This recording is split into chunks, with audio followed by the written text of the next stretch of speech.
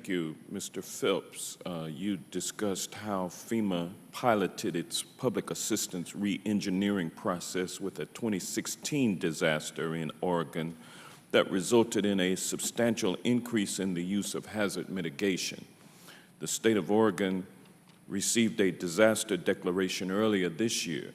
Was the state able to replicate the increased use of mitigation in the 2017 disaster recovery? Thank you for that question. We were not to such a great extent, primarily just because of the nature of the damages.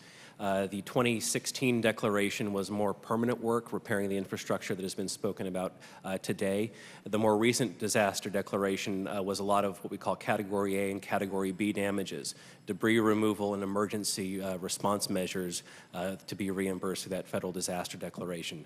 The handful of projects that we did have that involved permanent work, we certainly are considering mitigation. Our goal is for 100% of those projects, and right now we're at about 25 or 30% of those projects with mitigation work being done on those permanent repairs. Thank you.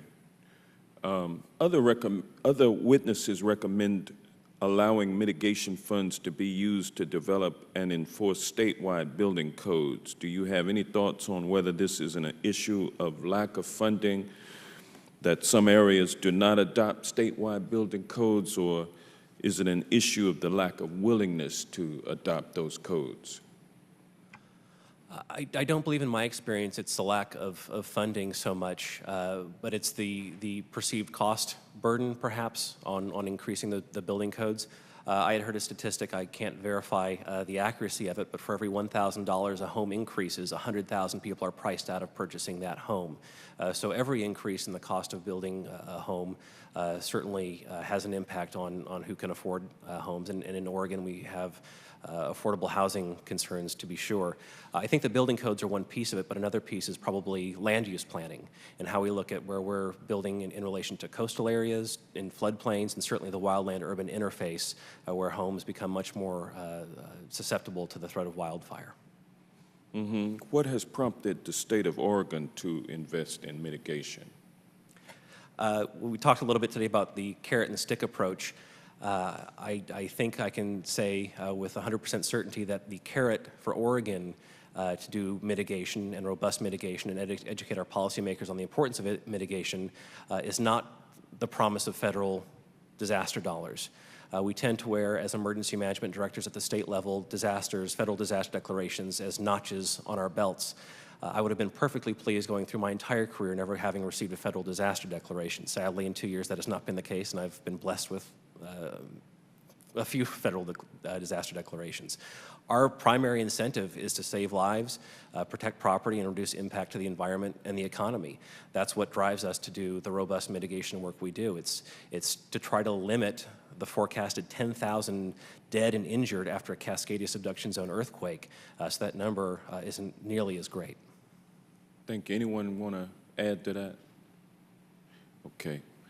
From a state's perspective, Mr. Phelps, do you see any problems with requiring infrastructure built or repaired with federal FEMA assistance to be constructed to meet the latest model building code? I think we would welcome the opportunity to rebuild any damaged infrastructure during a disaster to whatever code is needed to withstand future stressors following disasters. There's talk when FEMA comes in to help rebuild infrastructure, building it back to pre-disaster condition. More often than not, that's not acceptable, and you're going to find yourself in the cycle of damages and disaster that has been referenced earlier. So certainly would welcome that opportunity. Thank you. Chief Sinclair, you discussed the lack of training for many local fire departments. Do you have a recommendation on how to improve the availability of FEMA or Department of Homeland Security training programs for local fire departments? Thank you very much for the question.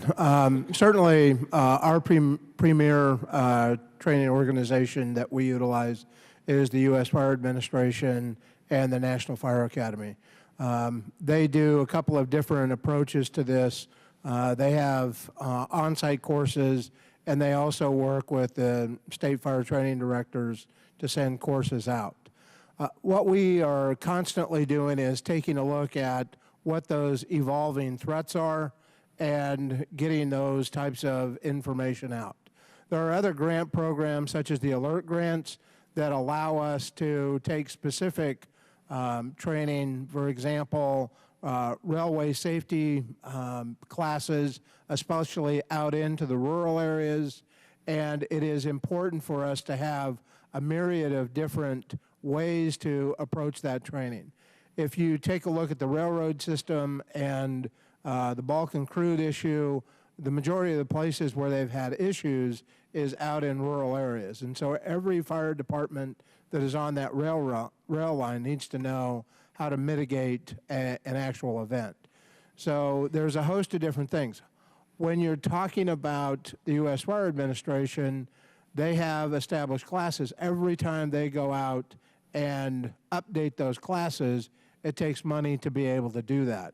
And that's one of the reasons why in our testimony we're asking for the U.S. Fire Administration to be fully funded. Thank you. Thank you. Thank you. The chair recognizes Mr.